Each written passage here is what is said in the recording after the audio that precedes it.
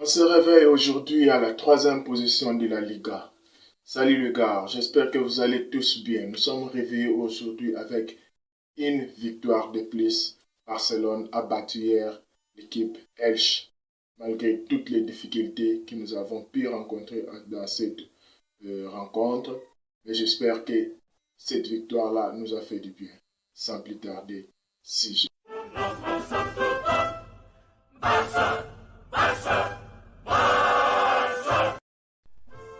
Une victoire très compliquée pour l'équipe barcelonaise, mais hélas, c'était très important de la gagner. Barcelone a gagné ce match et j'espère que ça nous a plu, ça nous a donné de la force. Nous avons monté cette vidéo un peu plus tard, nos excuses. En tout cas, nous avons voulu attendre d'abord la rencontre d'hier entre Atlético et Betis. Et c'est une rencontre aussi qui voulait nous donner de la position, raison pour laquelle nous avons pu attendre cette rencontre. Sinon, on allait faire cette vidéo déjà très tôt, soit après les matchs de Barcelone, après, soit vers 20h ou 21h, on allait pu monter cette vidéo. Mais nous avons voulu attendre d'abord les résultats de l'Atlético contre Betis pour qu'on fasse directement une vidéo générale afin de décortiquer tout. Barcelone a battu hier l'équipe Elche chez lui à la maison. Elche a été battu chez lui à la maison. J'avais dit que s'il y avait une fétiche que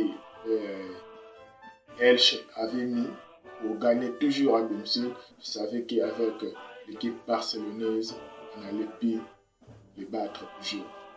Alors, nous avons eu quelques points forts ainsi que les points faibles que nous allons décortiquer dans cette vidéo. Par rapport à notre prédiction, nous avons vu que Xavi a essayé un peu de changer les choses. Xavi a aligné un 4-3-3, comme nous avons toujours dit, mais il a essayé un peu de bouger de l'autre côté. Sur les poteaux, nous avons vu comme d'habitude la même personne, Ter Stegen. La défense n'a pas changé comme d'habitude. Le milieu du terrain, nous avons vu commencer Sergio.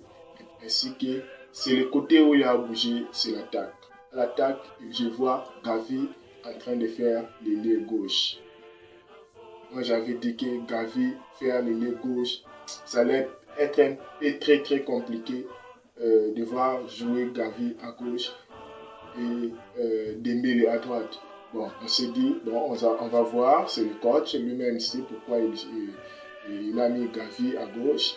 De toutes les façons, c'est lui qui entraîne Gavi, c'est lui qui nous on voit Gavi au terrain en train de jouer déjà le match, mais c'est lui qui entraîne Gavi et c'est lui qui connaît très bien comment Gavi joue.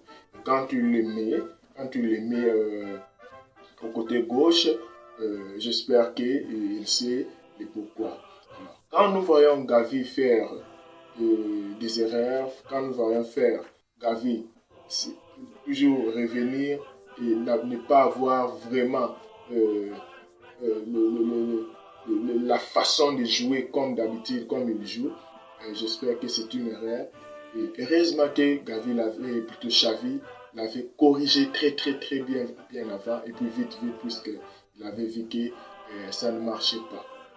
Nous avons quelques points forts ainsi que les points faibles à retenir dans cette rencontre.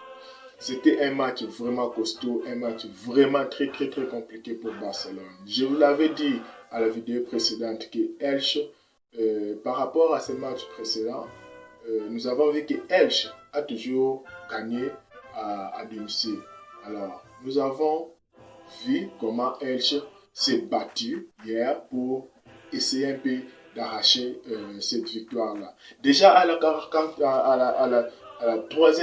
troisième minute du match, nous avons vu dominer Barcelone et ça nous a donné un peu de l'espoir. Mais quelques minutes après, les 10 premières minutes en tout cas, ça n'a pas été pour Barcelone. Nous avons vu dominer.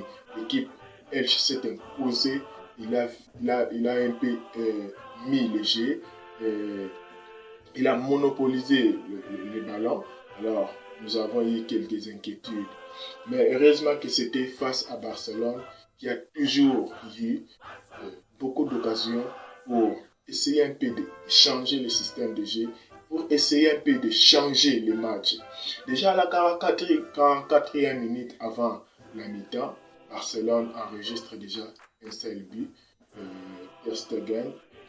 Avec ces buts-là, les gars, qu'on se le dise, je sais que c'est une erreur défensive, mais bon, hélas, ça a été Daniel Alves qui était vraiment assoufflé. C'est par rapport, ce sont les points faibles aussi. Hier, Daniel Alves, franchement, mes frères, Daniel Alves, hier n'avait pas fait un bon match.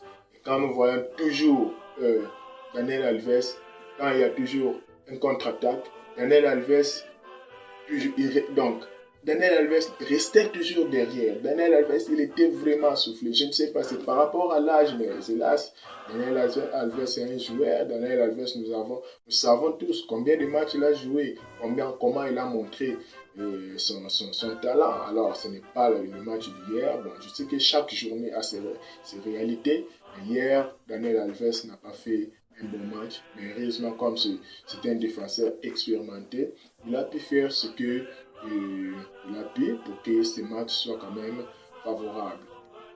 Un contre-attaque, c'est un ballon qu'on met à l'attaquant de Elche. Il met ce ballon au fond du filet de Barcelone. Si je quitte du côté défense, je me dis que Ter Stegen, dès le début, Ter Stegen allait aussi prendre ce ballon. C'était vraiment juste à quelques centimètres. Là, il suffit qu'il fait un pas en avant, il allait peut-être prendre ce ballon. Mais hélas, en regardant les statistiques, donc la réussite de ce ballon-là, pour que ce soit au fond du filet, c'est à 7%. C'est à 7%. C'est difficile qu'un ballon soit au filet, mais ce joueur-là, cet attaquant-là était tellement intelligent. Il a mis ce ballon au fond du filet. Parlant d'autres attaquants, Pierre-Emerick Aubameyang, hier, il a fait aussi un très bon match. Malgré qu'il n'a pas marqué, mais il a créé, mes chers, une occasion. Si vraiment on avait eu quelqu'un qui pouvait couper cette occasion-là, j'espère qu'on allait peut-être gagner beaucoup. Le match d'hier était un match costaud, c'était un match compliqué, c'était un match piège pour Barcelone, mais Barcelone a pu faire quelque chose. Barcelone avait eu beaucoup d'occasions. Nous avons gagné le match à 2-1, mais on allait peut-être gagner ce match à 4 comme d'habitude, 4-5, puisque nous avons eu beaucoup d'occasions. De Jong n'a pas fait un beau match hier. De Jong a tellement raté hier, je n'ai pas compris. Car, je ne sais pas, si les matchs prochains te jouent pareil, en tout cas, je vais te déclasser. Moi, personnellement, je vais te déclasser. Je connais ton talent, mais personnellement, hier, tu ne m'avais pas convaincu. Beaucoup de buts ratés. Si seulement, toi seul, tu pouvais marquer à chaque occasion, raté, tu pouvais marquer, à chaque occasion réussie plutôt, tu pouvais marquer, ne fût-ce qu'un seul but. Tu as eu plus de 5 occasions, mais tu n'as pas marqué un seul but. Or, si tu avais marqué même 2 ou 3 buts avec toutes ces occasions-là, peut-être on allait faire un bon. Et puis, parlons encore de Dembélé. Dembélé hier, c'était un peu le désastre. Dembélé, hier, il a fait un bon match, Dembélé. Ce gars-là a fait un bon match. Il fait aussi des bons matchs. Il a fait des centres. Si on avait Luuk de Jong à l'attaque, je n'ai pas dit qu'Aubameyang n'est pas bon. Aubameyang aussi est bon. Mais si on avait Luuk de Jong avec le centre de Dembélé, on allait peut-être marquer 3 buts ou 4 buts ou encore plus. Parlant de Xavi. Xavi voit qu'il y a une erreur qu'il a fait en mettant Gavi de l'autre côté gauche.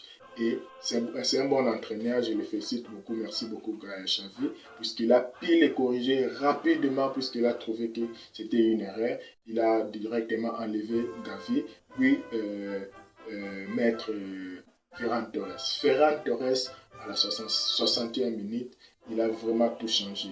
le match a eu un autre rythme, malgré qu'on perdait, mais l'équipe barcelonaise, c'est une équipe qui a maintenant de l'espoir. Ce n'est plus une équipe qui, avant,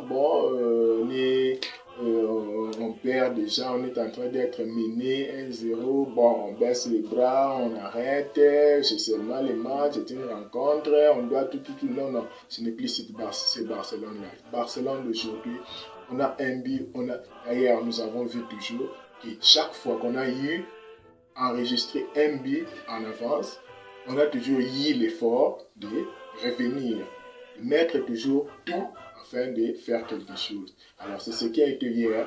Hier nous avons enregistré à la 44e minute un but, mais à la 60e minute nous avons eu une occasion.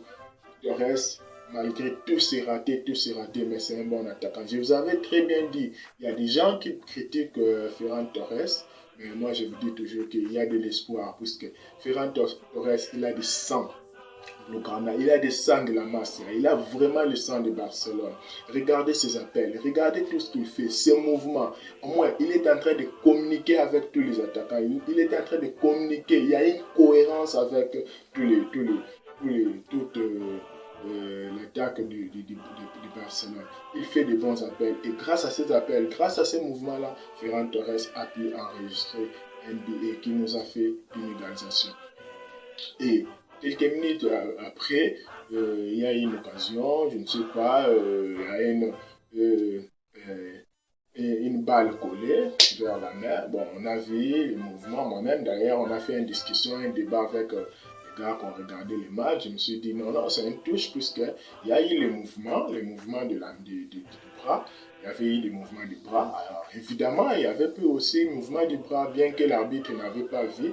On l'avait appelé le VAR a pu témoigner. Lui-même l'a vu. Et quand l'arbitre faisait le mouvement du bras, même mes amis m'ont donné raison que c'est vraiment une touche. On nous les a accordés. Mais qui prend le ballon, c'est Depay. Depay, cher ami. Tu tires bien les pénaltys. Tu m'as fait peur, hein? On était devant la 3e place.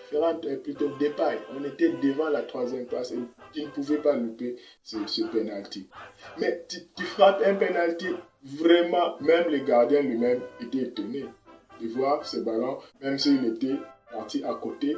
Mais le ballon qui va vers l'angle, tu allais peut-être rater ce ballon, plutôt Depay. Tu allais peut-être rater ce ballon. Mais hélas, tu l'as mis au fond. Bravo à toi. Nous avons... La tactique de Xavi hier était tellement très compliquée. Bon, moi je ne suis pas entraîneur. J'avais seulement prédit comment on peut jouer. Je vois comment mon équipe joue d'habitude. C'est pourquoi nous prédisons toujours le classement, les joueurs, les 11 qui peuvent commencer.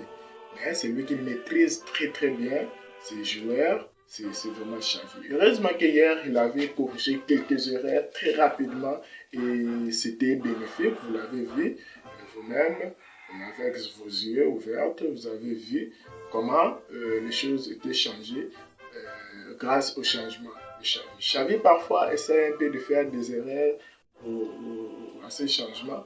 Mais hier, il avait vu quelque chose qui semblait être mauvais et il a changé. Il a fait sortir Gavi pour faire entrer l'autre là, Ferran Torres.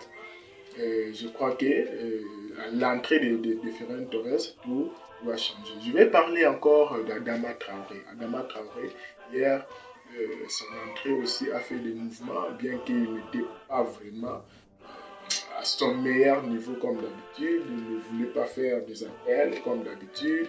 Il ne voulait pas vraiment percer comme d'habitude. Mais il a quand même fait quelques bons centres que nous avons enregistrés. Avant tout, je vais parler du match de Pedri. Pedri n'a pas fait un bon travail. Je ne sais pas si vous l'avez vu jouer. Mais moi, personnellement, par rapport à mes statistiques, par rapport à mes analyses, par rapport à la façon dont je vois Pedri jouer, Pedri n'a pas fait un bon match. Et par là, d'ailleurs, vous allez voir que le premier but que nous avons enregistré, c'était une erreur de Pedri. C'était Pedri qui avait, je ne sais pas, donné une passe à la défense contre Daniel Alves. Un Daniel Alves hier qui était assoufflé, ne pouvait pas prendre ce ballon et il y avait un attaquant poussant d'Alves, de Elche, qui a pu prendre ce ballon et le mettre au fond. Donc, hier, Pedri n'a pas fait un bon match. Cher ami, fais quelque chose de bon. Cher ami, n'hésite pas, va toujours de l'avant. Fais ton effort afin que l'espoir que tu nous donnes, l'espoir que tu donnes à l'équipe barcelonaise soit toujours le même. Et quand tu continues avec des petites erreurs, on va te dégoûter. Toi-même, tu sais comment l'Espagnol dégoûte les gens. Donc, courage à toi, tu as fait un bon match aussi, mais tu as eu beaucoup d'erreurs. Donc, tu n'as qu'à corriger. Mais la victoire d'hier nous a donné tellement de l'espoir. Nous sommes aujourd'hui 3e et il y a encore une autre petite erreur que Betis a fait hier avec Atlético. Atlético a battu Betis 3 buts à 1. Si je n'oublie pas, moi je regardais déjà, le match était déjà 2-1, mais vous avez vu apparemment aux informations que Atlético vers la fin, il avait ajouté son 3e but. Donc, c'est grâce à ces erreurs-là que Barcelone est en train de profiter afin de faire quelque chose. Maintenant là, nous avons profité de cette humiliation-là afin que Barcelone soit aujourd'hui à la 3e position. Faites toujours des erreurs, nous on avance toujours. Faites toujours des erreurs, nous on avance. C'est tout pour la vidéo d'aujourd'hui. Merci de nous avoir suivis. N'hésitez pas à vous abonner si ce n'est pas encore fait et d'activer la cloche de notification. Et nous laisser un pouce bleu si vous avez aimé la vidéo. On se retrouve demain pour une nouvelle vidéo. Là, on va parler des statistiques du match. Quant à nous, on vous dit au revoir et à très bientôt. Bye.